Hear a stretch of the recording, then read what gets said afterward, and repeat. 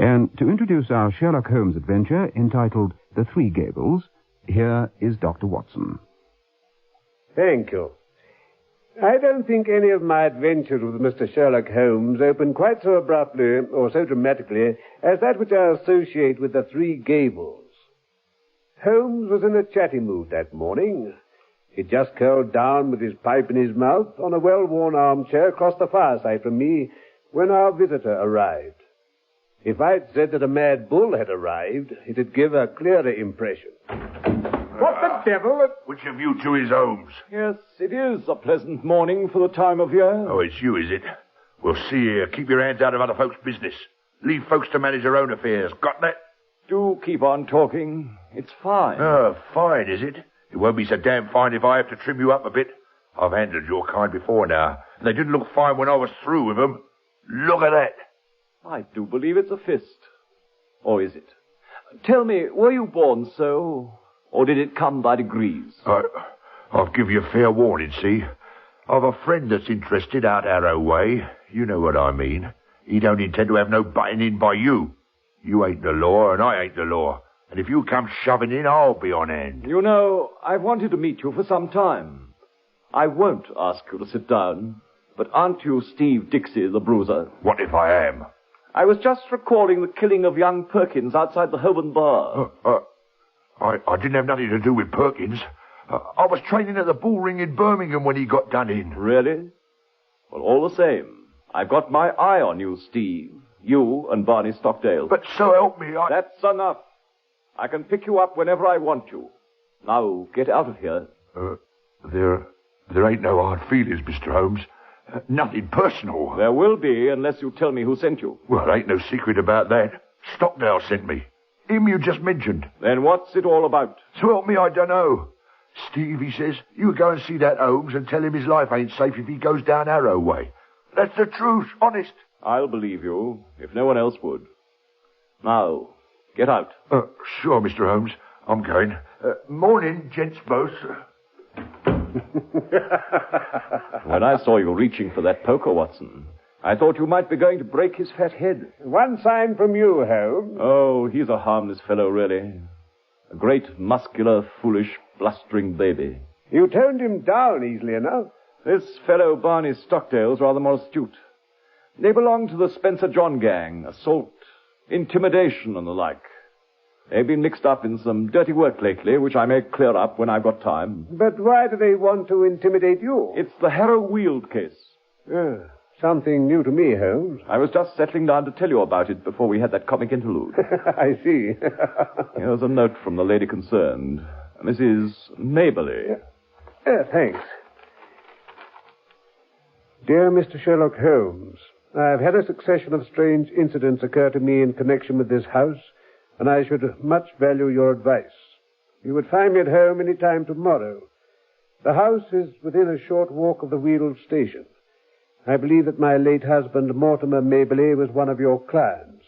Yours faithfully, Mary Maberly. The Three Gables, Harrow Weald. I wasn't at all sure whether to go. But if it's worth anybody's while taking the trouble to stop me, then there must be something in it. Care to come with me? Of course. Excellent. We'll wire her and set off at once. I remember your husband well, madam, though it's some years since he used my services in some trifling matter. Probably you would be more familiar with the name of my son, Douglas, Mr. Holmes. Douglas Maberly? The Douglas Maberly? Dear me. Douglas Maberly. I knew him slightly, but then all London knew him. What a magnificent creature. Where is he these days, Mrs. Maberly? Dead. Dead? He was attaché at Rome. He died there of pneumonia last month. I am sorry, Mrs. Maberly. One cannot connect death with such a man. I've never known anyone so intensely alive. Too intensely, Mr. Holmes. That was the ruin of him. His ruin? You remember him as he was, debonair and splendid. You did not see the moody, morose, brooding creature into which he developed. In a single month, I seemed to see my gallant boy turn into a worn-out, cynical man. A love affair? A woman? or a fiend. But it was not to talk of my poor boy that I asked you to come, Mr. Holmes. Dr. Watson and I are at your service, ma'am. There have been some very strange happenings. I have been in this house more than a year now, and as I wish to lead a retired life, I have seen little of my neighbors. 3 days ago, I had a call from a man who said he was a house agent. He said that this house would exactly suit a client of his, and that if I would part with it, money would be no object. Strange sort of approach. That was how it seemed to me, Doctor, especially since there are several empty houses on the market in this neighborhood which appear to be equally eligible. However, I was interested in what he said. I named a price which was £500 more than I gave. He closed at once, but added that his client would wish to buy the furniture as well, and asked me to put a price on it. Remarkable way to go on. Some of this furniture is from my old home, and it is, as you see, very good. So I named a good round sum. To this he also agreed. I'd always wanted to travel, and the whole bargain was so good that it really seemed that I should be my own mistress for the rest of my life. But some snag has arisen. Yesterday, the man arrived with the agreement all drawn out. Luckily, I showed it to Mr. Sutro, my lawyer. He said to me, "This is a very strange document. Are you aware that if you sign it, you could not legally take anything out of the house, not even your own private possessions?" Good heavens. So, what did you do, Mrs. Mabley? Why, when the man came again in the evening, I pointed this out, and said that I meant only to sell the furniture. He said, no, it must be everything. Well, naturally, I argued about my clothes, my jewels, and in the end, he agreed to make some concessions as to my personal effects. But he insisted that nothing must leave the house unchecked. Did he give any reason for this extraordinary demand? Nothing, beyond saying that his client was a very liberal man, but had certain fads and fancies, and his own way of doing things. Evidently. Then, what was the outcome? I refused, much as I was tempted by the money. I could not bring myself to submit to such terms. And what is it, Mr. Holmes? Where are you going? Susan! Oh, leave me alone. What do you think you're doing? What is this, Susan? Oh, ma'am, I was just coming to ask if the visitors were staying for lunch when this man jumps out and drags me in, like you see. I have been listening to her for the last 5 minutes. People who wheeze shouldn't listen at keyholes, Susan. Susan? Well, who's he anyway? What right has he to go pulling a girl about like that? It was merely that I wished to ask a question in your presence. Mrs. Mabley, did you mention to anyone that you were going to write to me and consult me? No, Mr. Holmes, I did not. Who posted your letter? Susan did. Exactly. Now, Susan, to whom did you write or send a message to say that your mistress was asking advice from me? It's a lie. I sent no message. Now, Susan, wicked people may not live long, you know. Who was it? Susan, I believe you are a bad, treacherous woman. I remember now seeing you speaking to someone over the hedge. That was my business. Suppose I tell you it was Barney Stockdale. You saw? I'm not saying. Well, I wasn't sure, but I now know. Susan, it'll be worth £10 to you if you will tell me who is at the back of Barney. Someone that could lay down 1,000 quid for every 10 you've got in the world. A rich man, eh? You smile. A rich woman. Come. Oh, come. Now that we've got so far, you might as well give me her name and earn your tenner. I'm clearing out of here. I've had enough of the lot of you, and I'll send for my box tomorrow. Goodbye, Susan. Paregoric is the stuff for that chest of yours. Now, Mrs. Mabley, this gang means business. Look how close they play the game. Your letter to me had the 10 p.m. postmark. Yet Susan passes the word to Barney. Barney goes to his employer. A plan is formed. Big Steve Dixie is called in, and I am warned off, all by 11 o'clock next morning. That's quick work, you know. Yes, I see. But what do they want? Who had this house before you, Mrs. Mabley? A retired sea captain called Ferguson. Anything remarkable about him? Not to my knowledge. Wondering whether he'd buried some treasure in the house, Holmes? It's a possibility. Of course, when people bury treasure nowadays, they do it in the post office. There are always some lunatics about. It'd be a dull world without them. At first I thought of some buried valuables. But why, in that case, should they want your furniture? You don't happen to have a Raphael or a First Folio Shakespeare without knowing it. I don't think I have anything rarer than a Crown Derby tea set. That'd hardly justify all this mystery, would it? I mean, if they want your tea set, they're ready to offer a price for it straight out, without buying you up lock, stock, and barrel. What I can't understand, Holmes, is why they don't openly say what they do want. Because, as I read it, my dear Watson, there is something which Mrs. Mabley does not know she has, and which she would not give up if she did know. Ah, that's it. Dr. Watson agrees, so that settles it. But what can it be, Mr. Holmes? Let us see whether we can get to a finer point by purely mental analysis. You have been in this house a year, I believe. Nearly 2. All the better. During this long period, no one has wanted anything from you. Now, suddenly within 3 or 4 days, you have urgent demands. What would you gather from that? I really don't know. It must mean that the object, whatever it may be, has only just come into the house. Bravo. Has any object just arrived? No. I've bought nothing new this year. Indeed. This is very remarkable. Well, I think we'd best let matters develop a little further until we have a clearer data. Is that lawyer of yours a capable man? Mr. Sutro is very capable. Have you another maid? Or is the fair Susan alone? I have a young girl. Then try to get Sutro to spend a night or 2 in the house. You may need protection. Protection? Against whom? Who knows? The matter is certainly obscure. If I can't find what they are after, I must approach the matter from the other end and try and get at the principle.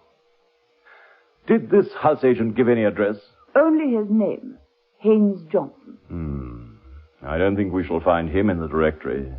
Honest businessmen don't conceal their place of business.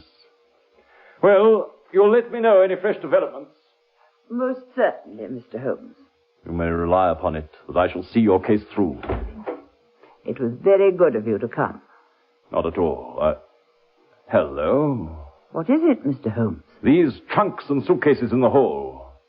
I see they're labeled from Italy. Yes. They're poor Douglas's things. You haven't unpacked them. How long have you had them? They arrived last week. But you said...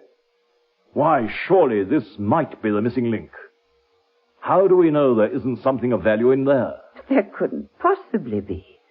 Poor Douglas only had his pay and a small annuity.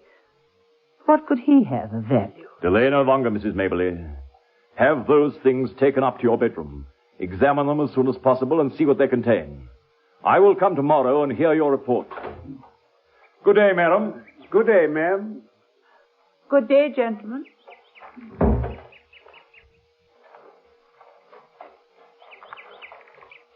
Hello. What now? They're watching this place closely enough. See our prize-fighting friend lurking near the gate. What? You again, Steve? You reaching for your gun, Mr. Holmes? No, for my scent bottle, till I get past you. Oh, real funny. It won't be funny for you if I get after you, Steve. Look, Mr. Holmes, I've been thinking about that. I don't want no trouble over that Perkins affair. Suppose I can help you instead. You can, Steve. Tell me who's behind Barney in this job. Swell me, I don't know. Barney gives the orders, and that's as far as I go. Well, then, just bear in mind that the lady in that house and everything under that roof is under my protection. Don't forget it. All right, Mr. Holmes. I'll remember. Scared him stiff. But I don't think he knows who his boss is. He'd double-cross him readily enough if he did. How are you going to find out who's behind it then, Holmes? I think this is a case for Langdale Pike. Langdale Pike. Going for a climb, Holmes? Langdale Pike, my dear Watson, is my human book of reference on all matters of social scandal. He spends his waking hours in the bow window of a St. James's Street club.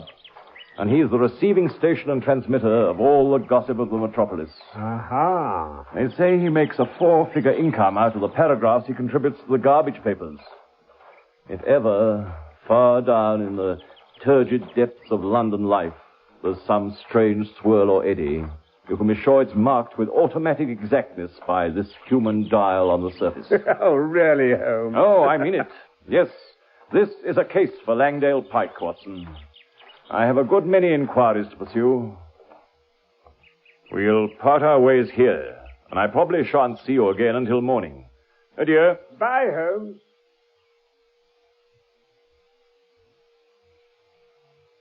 My dear Watson, I didn't disturb you last night, I hope. Never heard a sound. Holmes, Mrs. Hudson just gave me this telegram for you. Thank you. Yes, a bit early in the morning for that sort of thing. An unpleasant surprise into the bargain. Please come out at once. Client's house burgled in the night. Police in possession. Sutro. I say. So the drama comes to a crisis quicker than I'd expected. This lawyer of hers has proved a broken reed. I made a mistake in not asking you to keep guard there. Nothing for it but another journey, then. Immediately. There's a great driving power at the back of this business. We must lose no time ourselves. Look, Holmes, our old friend Lestrade. Morning, Inspector. Morning, Dr. Watson. Well, Mr. Holmes, there's no chance for you in this case, I'm sorry to say. Just a common or garden burglary. Well within the capacity of the poor old police. No experts need apply. I'm sure the matter is in very good hands, Lestrade. Common burglary, you say? Not a doubt. We know who they are and where to find them. That Barney Stockdale lot. Steve Dixie and them. They've been hanging around here. Really? What did they get? Oh, nothing much. They chloroformed the lady, though. Oh, here she is with her lawyer, Sutro. Mr. Holmes. Yes, pray sit down, madam. Thank you, Doctor. You gave me good advice, Mr. Holmes. Alas, I didn't take it, and I left myself unprotected. Holmes, Mrs. Maberly looks wretchedly ill. I don't think she should be troubled now. It's all in my notebook anyway. Madam, if you are not too exhausted, I should like to hear your story for myself. Holmes. It's all right, Doctor. There's so little to tell. I have no doubt that wicked Susan arranged for them to get in. They must have known the house to an inch. I was conscious for an instant of the chloroform gag being pressed to my mouth, but I have no notion how long I was senseless. When I woke, one man was at the bedside and another was removing something from my son's baggage, which I'd taken up to my room, as you suggested. I sprang up and seized this man. You took a big risk, ma'am. I clung to him, but he shook me off, and the other must have struck me. I can remember no more. Evidently, my little maid, Mary, heard the noise and began screaming out of the window. That brought the police, but the rascals had got away. What did they take? That's what I want to know. But I can't tell you. I'm sure there was nothing of value in my son's trunks, and nothing else is missing. Any clues, Lestrade? This sheet of paper. The fellow may have dropped it when Mrs. Maberly tackled him. It's in my son's handwriting. And therefore not much value to us, ma'am. Now, if it had been in the burglar's writing... What rugged common sense. Nonetheless, I should like to see it. Here you are, then. I always hang on to anything, however trifling. And that's my advice to you, Mr. Holmes. There's always a chance of fingerprints or something. Thank you, Lestrade. What do you make of this paper? Well, looks like something he was trying to write. You know, a novel or something. Queer stuff, if you'll pardon me, ma'am. Well done, Lestrade.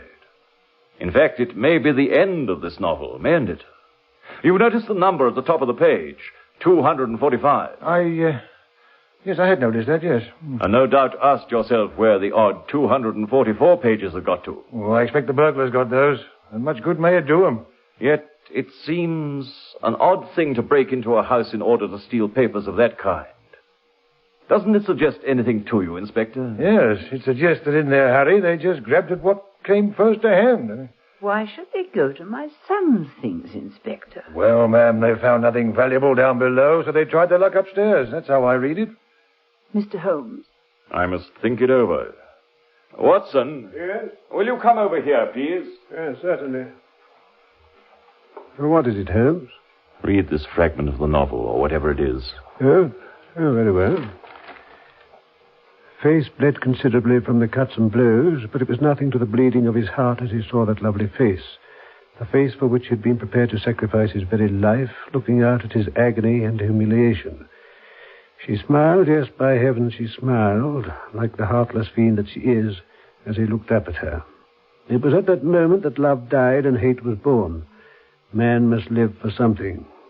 If it is not for your embrace, my lady, then it shall be for your undoing and my complete revenge. Well, I wouldn't commit burglary for that. But did you notice the grammar? How the tense changed from the past to present, and the third person to the first? You're right. As though he'd got so carried away by what he was writing that it seemed as if he was himself mixed up in it. Precisely. Lestrade is welcome to have this back. Well, did you find anything in it, Mr. Holmes? Here you are, Lestrade. No, I don't think there's anything more for me to do, now that the case is in your capable hands. Oh, by the way, Mrs. Mabley, did you say you wish to travel? It's always been my dream, Mr. Holmes. Where would you like to go? Cairo, Madeira, Riviera? Oh, if I had the money, I should go round the world. Round the world. Quite so. Well, good morning. I may drop you a line in the evening. Well, what a strange man, Inspector. You know these clever fellows, ma'am. Always a touch of the, you-know-what, eh?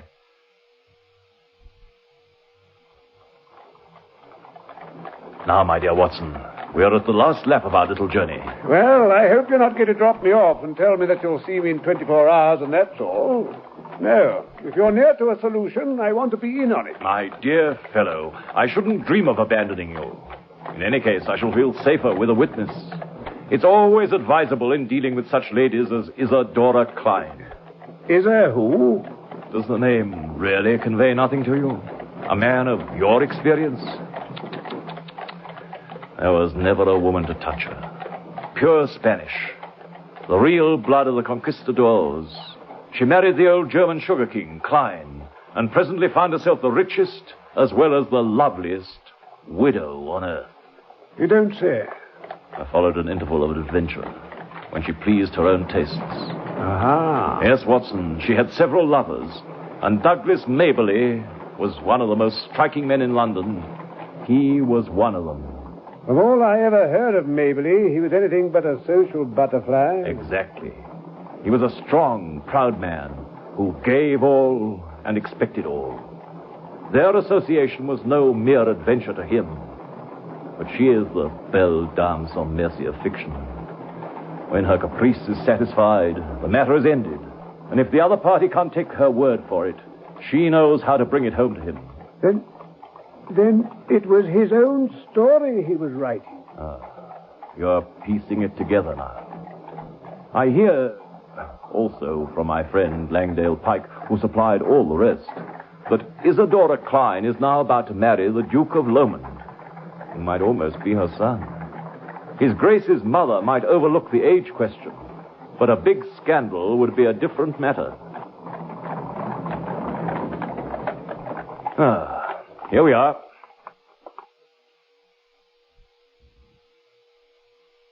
I should like to know the meaning of this intrusion, gentlemen. I need not explain, madam. I have too much respect for your intelligence to do so. Though I fancy that intelligence has been surprisingly at fault of late. How so? In supposing that your hard bullies would frighten me off. Surely no man could take up my profession if it weren't that danger attracts him. I do not know what you are talking about. What have I to do with hired bullies? I seem to have overrated your intelligence, madam. Good afternoon. Come, Watson. Stop! Where are you going? To Scotland Yard. Oh, come. Come and sit down, gentlemen. Let us talk this matter over. I feel that I may be frank with you, Mr. Holmes. You have the feelings of a gentleman. How quick a woman's instinct is to find it out. I will treat you as a friend. I cannot promise to reciprocate, madam. I am not the law, but I represent justice so far as my feeble powers go. I am ready to listen, and then I will tell you how I will act. No doubt it was foolish of me to threaten a brave man like yourself. What was really foolish is that you have placed yourself in the power of rascals who may blackmail you or give you away. No, I'm not so simple. No one save Barney Stockdale and Susan, his wife. Susan? Mrs. Mabley's maid? The same.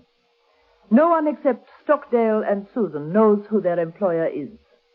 They are good hounds who run silent. Such hounds also have a way, sooner or later, of biting the hand that feeds them. They'll be arrested for the burglary, you know. The police are onto them. They will take what comes to them without saying more. That is what they are paid for. I shall not appear in the matter. Unless I bring you into it. But you would not. You are a gentleman. It is a woman's secret. You must give back that stolen manuscript. See here. What? In the file? It's full of paper ash. Shall I give that back? Shall I, Mr. Sherlock Holmes? You have sealed your fate, madam. You have gone too far this time. How hard you are. May I tell you the whole story? I fancy I could tell it to you. But you must look at it with my eyes, Mr. Holmes. You must understand it from the point of view of a woman who sees all her life's ambition about to be ruined at the last moment. Is such a woman to be blamed as she protects herself? The original sin was yours. That I admit. He was a dear boy, Douglas. But he did not fit into my plans. He wanted marriage. Marriage for me, Mr. Holmes, with a penniless commoner. But no, nothing less would serve him. Because I had given, he seemed to think that I still must give, and to him only. It was intolerable. At last I had to make him realize it. But could I have believed that a gentleman would do such a thing then? What did he do? He wrote a book. He wrote it to tell his own story. I, of course, was the wolf, and he the lamb. It was all there, under different names, of course. But who in London would have failed to recognize it? What do you say to that, Mr. Sherlock Holmes? He was within his rights. It was as if the air of Italy had got into his blood and brought with it the old, cruel Italian spirit. He wrote to me and sent me a copy of his book, so that I might have the torture of anticipation. There were 2 copies, he said, one for me and one for his publisher. But there must have been 3. There's the one you had stolen from his luggage. That one you burnt down. Oh, no, don't you see? I knew who was his publisher. I found out that no manuscript had reached him from Italy. And then came Douglas's sudden death. I knew that the manuscript must still be amongst his belongings, and that so long as it existed, there could be no safety for me. So you had to steal it from his mother's house? What else could I do, Mr. Holmes? A woman with a scandal hanging over her, and her whole future at stake. I suppose I shall have to compound a felony as usual.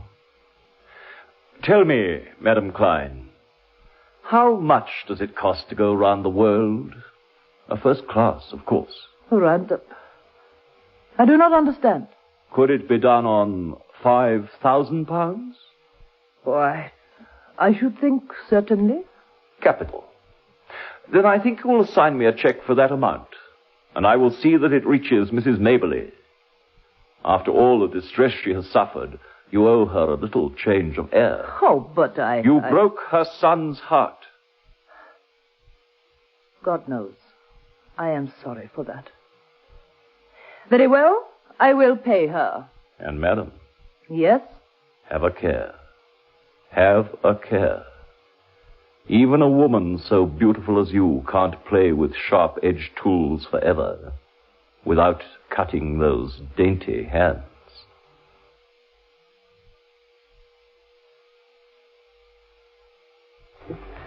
In Episode 3 of The Adventures of Sherlock Holmes by Sir Arthur Conan Doyle, Sherlock Holmes and Dr. Watson were played by Robert Langford and Kenneth Baker.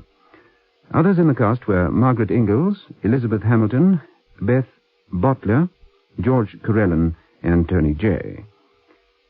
Next week's adventure is entitled The Illustrious Client.